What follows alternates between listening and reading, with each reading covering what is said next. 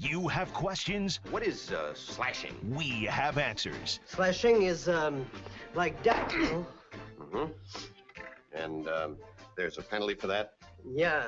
You do that, you go to the box, 2 minutes by yourself, and you feel shame, and then you get free. This is CBJ in 30. Anything you folks want to know about the fascinating world of pro hockey? Here we go. Tweet your questions by using the hashtag CBJIN30. We'd like to remind you folks, keep your questions within the boundaries of good taste. Here's your host, Bob McGilligan.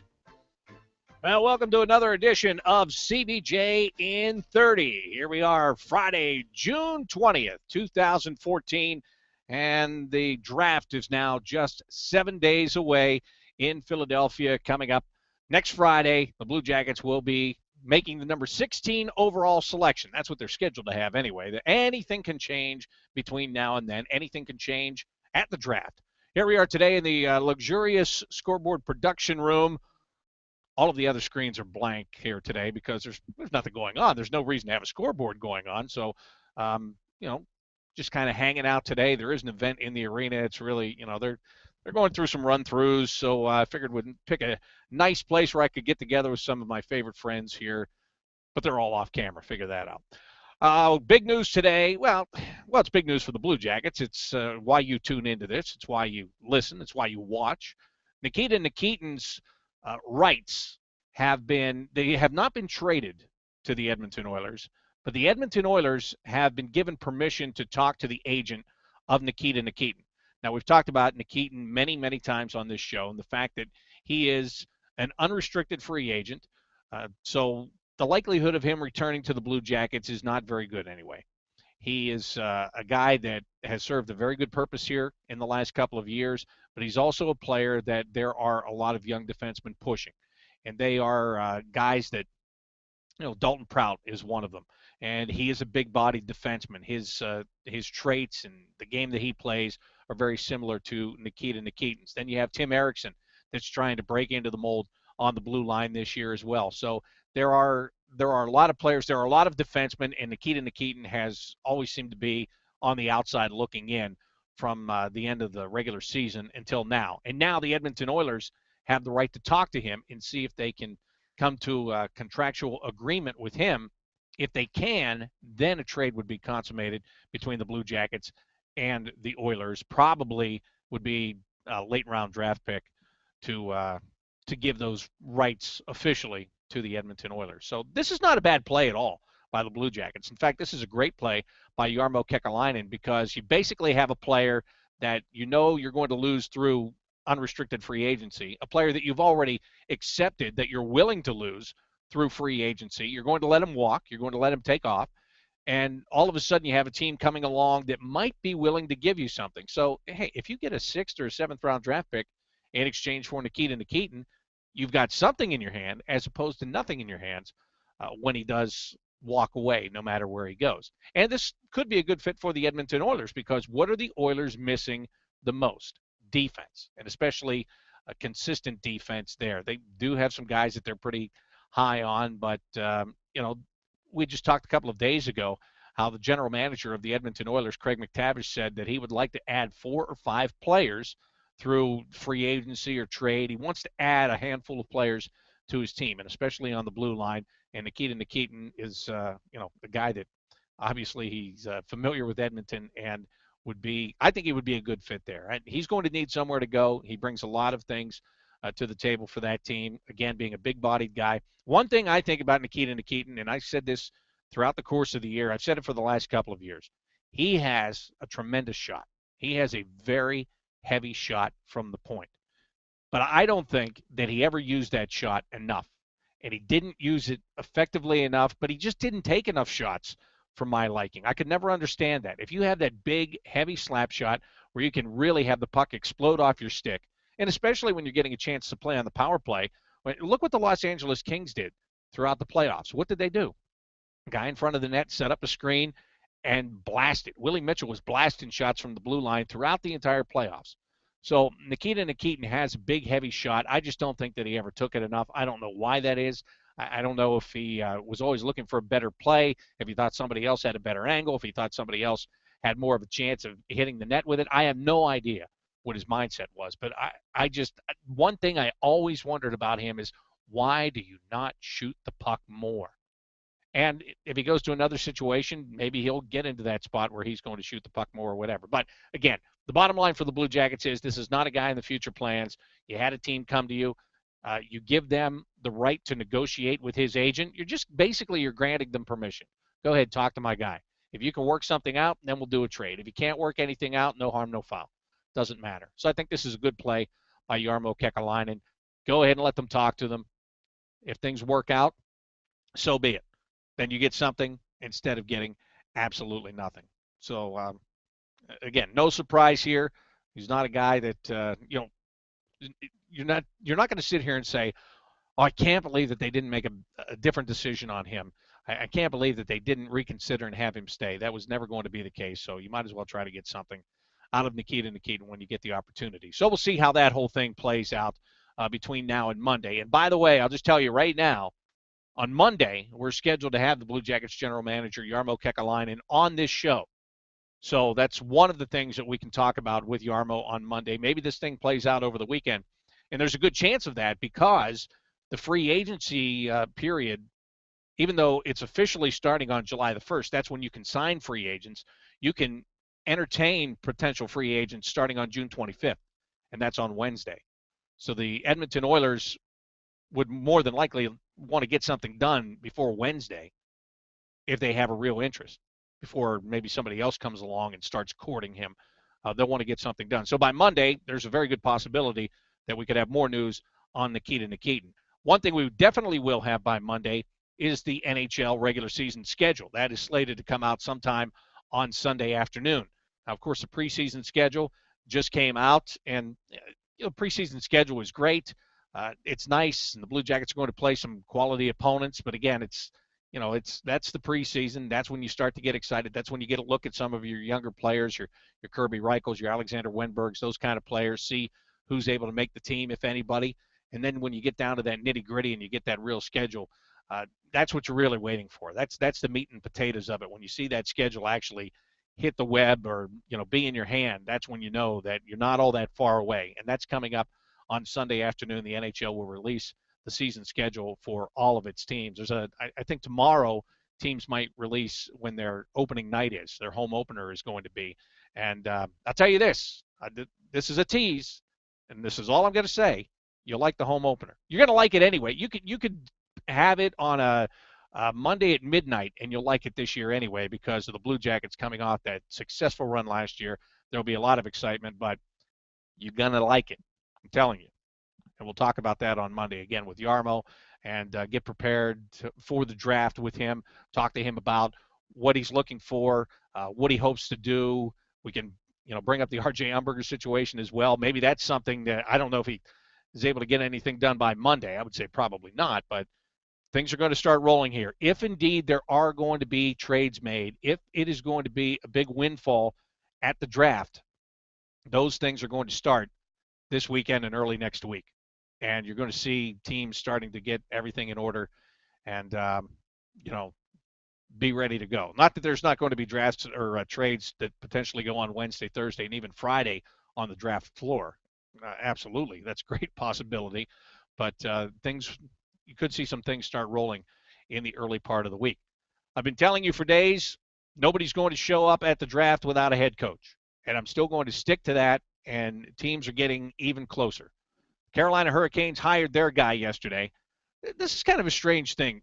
The Hurricanes, Ron Francis, first-time general manager, was waiting until the New York Rangers got eliminated from postseason play to talk with his former teammate, Ulf Samuelsson, who was an assistant coach for the New York Rangers.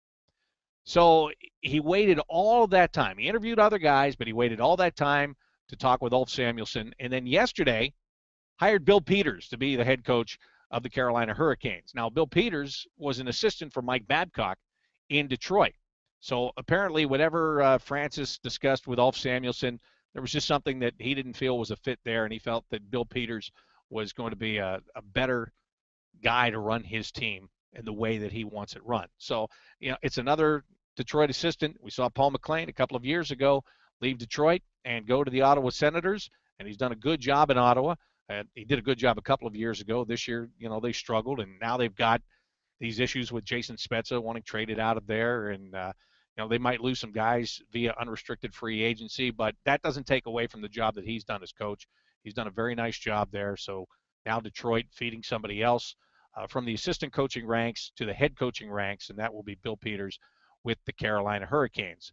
So the question is, or the question was, I should say, yesterday after that happened, where does that leave the Pittsburgh Penguins? Because Ulf Samuelsson is also a guy that Jim Rutherford wanted to talk to in Pittsburgh about the head coaching job there. And Rutherford has talked to 7 or 8 guys. They confirmed yesterday. It was reported yesterday. He's talked to 7 or 8 guys. And as of last night, there was a story saying that he had zeroed in on his guy. And the Penguins were expecting that by Monday, they would have a head coach. See, again, what happened a week ago, or when Rutherford got hired? He said that, by July 1st. And I told you he wouldn't go to the draft without a head coach. And he's still not going to the draft without a head coach. But the question now is, who is that head coach going to be? Because last night, it was pretty much a done deal and being reported that Willie Desjardins, who is the head coach of the Texas Stars in the American Hockey League and was a former Dallas Stars assistant coach, his team just won the Calder Cup in the American Hockey League. And he has been unavailable to talk to teams until just this week. He's been on the free agency list as a coach for about 3 days, maybe. And he's in demand. The Vancouver Canucks are talking about him, the fact that they wanted to talk to him about their job. They had him and John Stevens were 2 guys that were very heavily rumored to be talking with the Vancouver Canucks. Well, of course, we know John Stevens is off the docket now, having taken a promotion in Los Angeles and deciding to stay with the Kings. And then last night, everybody was saying that Willie Desjardins was going to go to the Penguins. He had a phone interview. Then they brought him in. They flew him in to have a face-to-face interview. And now, after that was all speculated last night that it could be a done deal even today, Darren Dreger of TSN is reporting this morning that that's not necessarily the case now, that the Penguins did bring him in, and they did have the interview with him, but he may not be the guy that they want now. And I find this a little bit odd because, again, in the story yesterday, the Pittsburgh Tribune Review or the Post-Gazette, I forget which one it was, Rutherford was basically quoted as saying, "I've zeroed in on one guy." Now, I guess that quote still holds because you can zero in on one guy, and there's one guy that you can want, but you might not get. There were also reports yesterday saying the Penguins were very interested in Bill Peters, and then Carolina offered him the job, and he took the job there. And some other things that were talked about yesterday was that Willie Desjardins wanted there was question as to how long the contract was going to be, and whether it was going to be a 2-year deal, whether it was going to be a 3-year deal. People are speculating that no coach wants to go into a situation where he doesn't have at least a 3-year deal. So I don't know if that's part of the breakdown, and if it is, that's something you can rectify. That could be, bargaining position really on both sides. But as the coach, if you have the Vancouver Canucks interested in your services, you can use that, depending upon what they're telling you and what they're offering you. You can use that against the Penguins, and you can try to parlay that into what you're looking for, or maybe, just maybe, he has talked with both of those teams, and maybe one intrigues him more than the other. I don't know. And Darren Dreger was, he had tweeted earlier this morning saying that maybe the Canucks intrigues him more than the Penguins do. I find that hard to believe, personally. I really do. I don't understand if given the choice between those two teams, and if you could have either one of them, why would you take the Vancouver job over the Pittsburgh job? And everybody has their own reasons. But, on the surface, it looks like a slam dunk decision because you've got Sidney Crosby, Evgeny Malkin in Pittsburgh. They're a team that they very well could have been, had they not just screwed everything up against the Rangers. They very well could have been in the Eastern Conference Final. They could have been in the Stanley Cup Final. But they weren't. So I guess you can throw that part of the argument out. But they seem to be a team that's on the cusp of getting back there. And I know they have a lot of work to do, and the free agency period, and they've got to figure out their salary cap and all of that. But the fact that you have those two stars to begin with is a pretty big deal to me. Now, Vancouver, you've got some stars. You've got the Sedins, but you have Ryan Kessler that wants out. You know, you have guys that are kind of an aging team. You no longer have Roberto Luongo, a team that had a situation a year ago where you had Corey Schneider and Roberto Luongo. You were trying to trade Luongo. Then you didn't trade Luongo. Ended up trading Corey Schneider, and then through the season, traded Roberto Luongo. Of course, all of the guys that did all that stuff are all gone now. But it's just it's an intriguing situation to me. I mean, to me, if I looked at it on paper, if I had both of those teams come to me and say, we want you, I'd take the Pittsburgh route in the heartbeat, just because of the players and where they are, and you know, they can get back to that cusp. I think the Vancouver Canucks are on the decline right now, and it's going to take more work to get them back to where they were a couple of years ago. You know, aging stars, just on the downside. But you know what? Sometimes coaches like that challenge. Maybe you like that area of the world better. Who knows what it is? Or maybe you're just not getting the contract that you wanted in one place, and you might be able to get it in another place. So many factors. But now it's possible that Ulf Samuelsson's name could be back in the conversation in Pittsburgh, because Bob McKenzie reported last night on NHL Live on the NHL Network that Ulf Samuelsson more than likely was going to wind up back behind the bench for the New York Rangers as an assistant. But he's intriguing in Pittsburgh for a couple of reasons. And the first one is, well, the main one is that when he played there, they won 2 cups in the way that he played. He was so fierce. He played ferocious hockey. You know, at the time, people there talked about him being Jack Lambert on skates, the former Hall of Fame linebacker for the Steelers that just, you know, ran people over and left just a wake of debris in his path. That's what Ulf Samuelsson was compared to when he played with the Penguins in the early 90s. And so he's a big fan favorite there. There's no question about that. And there were some, I was reading a story where some guys had played with him, and one of them is Rick Tocchet, who has been a head coach in the league. He was an assistant in Phoenix. He was a head coach in Tampa. Rick Tocchet was talking with Jim Rutherford about being on that coaching staff too. Rick Tocchet said how smart he was and how he was a real student of the game, Ulf Samuelsson, when he was playing. Phil Bourque, who was his teammate with those teams and is now the Penguins radio color analyst, talked about the fact that his quote was something along the lines of, Ulfie wanted to make everybody think that he was just dumb and wanted to punch people in the mouth, when the fact of the matter is that he was very astute and knew what was going on and was breaking down systems even as a player. And, you know, he was a head coach in Europe. He had success there. He's coached with Wayne Gretzky in Phoenix. He's now with Alain Vigneault in New York. So he has a lot of credentials, but now you start to wonder, was he an also-ran that might wind up getting the job because somebody else didn't take it? But even if that happens in that city, nobody will care, because he's Ulf Samuelsson, because he was a fan favorite there. And if Jim Rutherford puts together a coaching staff where he's got Ulf Samuelsson as the head coach, Rick Tocchet as an assistant coach, another guy that was a bruiser and he was a physical guy and people loved, and then they're talking about bringing in Rod Brindamore in some kind of a role, whether that be as an assistant coach or a player development guy, which he is with Carolina. And Bill Guerin used to be with the Penguins before being promoted to assistant general manager. You know, I don't think there's no Pittsburgh Penguins fan that's going to have anything negative to say, in my opinion, if Ulf Samuelsson and Rick Tocchet are on the same coaching staff. But we'll have to watch it and see how it all plays out. And if you're the Vancouver Canucks, and if you don't get Willie Desjardins, who are you going to get? And one of the guys that has been talked about is maybe Mike Johnston, who's the head coach in Portland of the Western Hockey League. He's interviewed with them. Maybe he winds up there.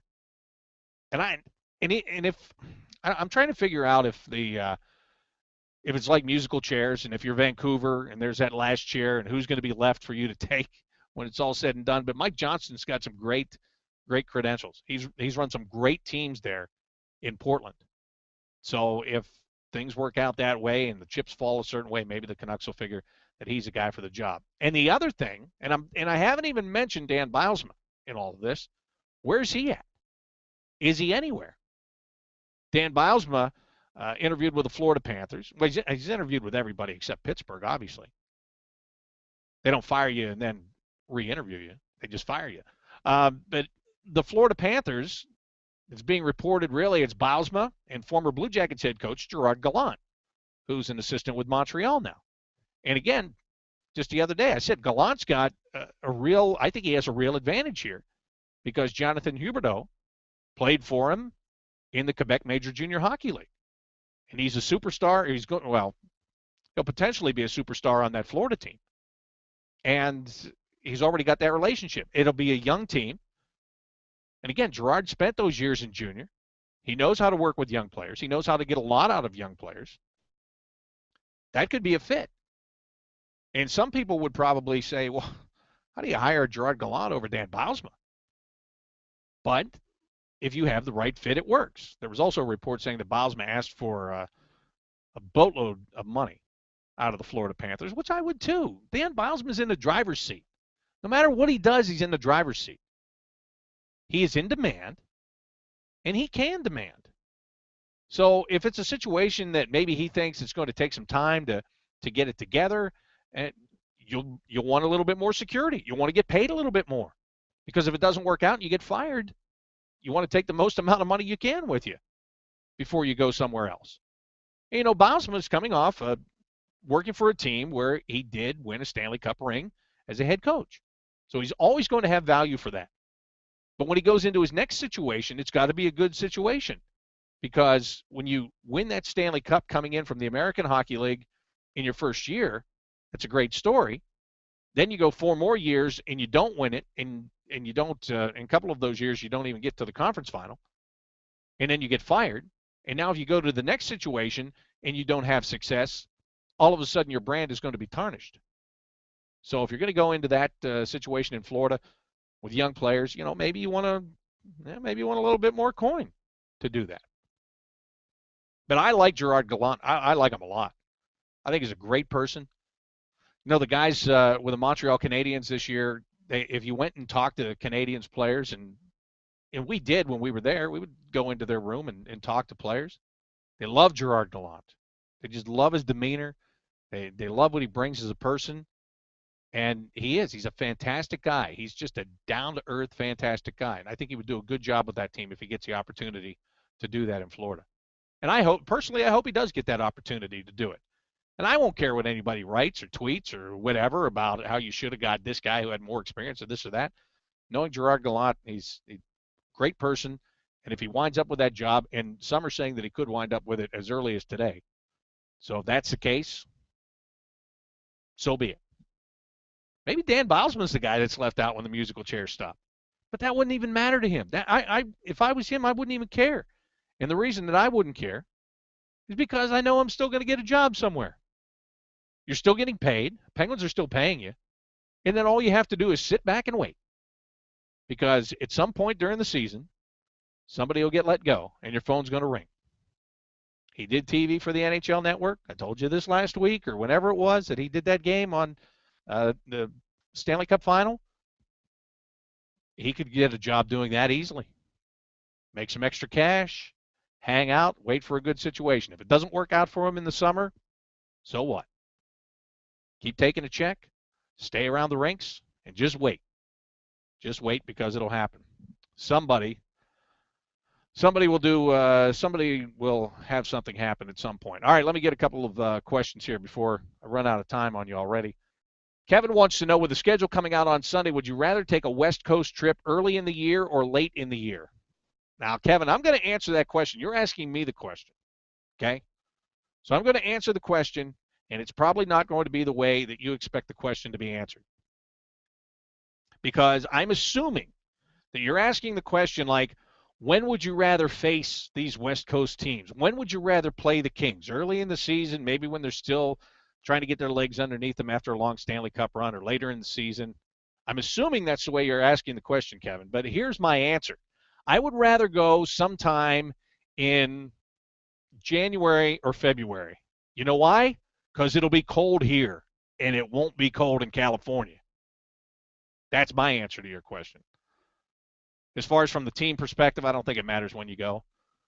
If you go early It can be a team building kind of a thing because you'll more than likely go for 5, 6, 7 days. So if it's early in the season, it can be a team building thing where you get everybody together and you go have some meals and you're, going to the rink and there's that total focus on hockey. So I have no problem with that. If it's late in the year, well, if it's late, well, no, I'm going to take back what I almost said. If it's late in the year, I almost said those points are so important, but they're as important in October as they are in April. That's the truth.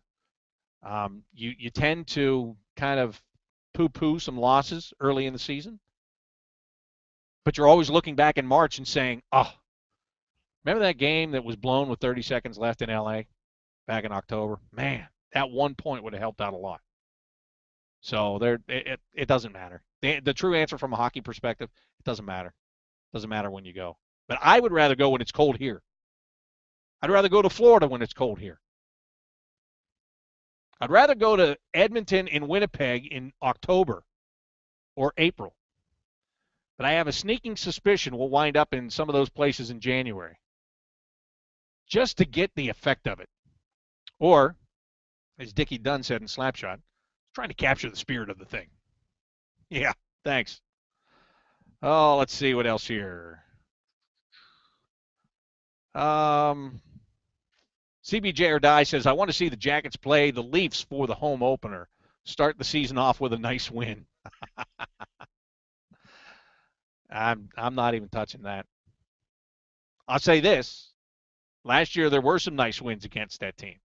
But it's a year-to-year thing, right? You never know. You can't sit here and count your chickens before they are hatched. CBJ Therapy wants to know, how unusual is it for a coach not to have an in-person interview? I would think it's really important, unless you know that guy inside and out.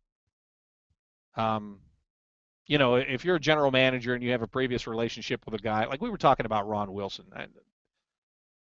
Jim Rutherford would know Ron Wilson. Would he have to bring him in? No. Just bring him in for the press conference if you're going to hire him. He wouldn't have to bring a guy like that in. For a young coach like a Willie Desjardins, and again, I understand why his first interview was a phone interview, because he just got done playing. His team just finished. And nobody's been able to talk to him. So you want to get him on the phone. You want to get that initial banter going and see if it grabs any traction right there. Then you bring him in. But to me, no, not just to me, there's no young coach that's getting hired over the phone without having some kind of a relationship with the guy doing the hiring. No way. Because you want to bring a guy in, you want to talk to him, you want to watch his body language, you want to, you want to look in his eye. You want to look at him right here and see what he's telling you and see if he believes in what he's telling you or if he's just spouting off what he thinks you want to hear. That's why you want that guy sitting in front of you. You want to introduce him to other people. You can't do that on the phone. People walk past the office. You want to say, hey, here's our team president here. Come in and, say hello. And those are the kind of things you want to do. When you're hiring a coach, you're hiring him to coach your team, yes. But you're also hiring somebody to come be a part of your family, your hockey family in that city. So, yes, you're bringing them in. No question. Somebody gets fired during the course of the regular season and Dan Bylsma doesn't have a job. Could a team pick him up, call him on the phone, and hire him? Yes, absolutely. But that's because he's got a pedigree. Not a young coach. It's not going to happen. They're always going to bring him in. And again, Willie Desjardins is not a young, he's a 57-year-old man. And he's been in the league as an assistant. But I still think you want to sit that guy down in front of you, and you want to talk to him. Again, you want to bring him into the family. Is he going to fit with the family? You can't tell all that on the phone. You can't tell all of that on Skype. You can't tell all of that on a hangout. You bring him in. You sit him down. Take him to lunch. You take him to dinner. Because you're going to want to know his systems, his philosophies, about his family, about his personal interests, his hobbies. You want to know everything about that guy. When there are 30 jobs in the world, 30 jobs in the world, you are hiring for one of those 30 jobs, You want to make sure you hire the right guy, the perfect guy for you. Because the job you have is one of 30 jobs in the world. And if you don't hire the right guy, somebody's going to have one of the 30 jobs in the world that used to be yours. Bring them in. You got the money, you bring them in, for crying out loud. Good question, though. It really is a good question. People get hired in this world on the internet, on the phone. I wouldn't do it there's too much on the line. Way too much on the line in these situations. All right. Thanks for being a part of today's show. As always, again, on Monday, General Manager Jarmo Kekalainen is scheduled to sit down with me. We will talk about the schedule. We'll talk about pending free agents. We'll talk about pending trades. We'll talk about the draft. We'll talk about all of that stuff. That's coming up on Monday. That'll give you something to think about for 48 hours, and then we'll sit down right back here and do it again. Until then, so long. Talk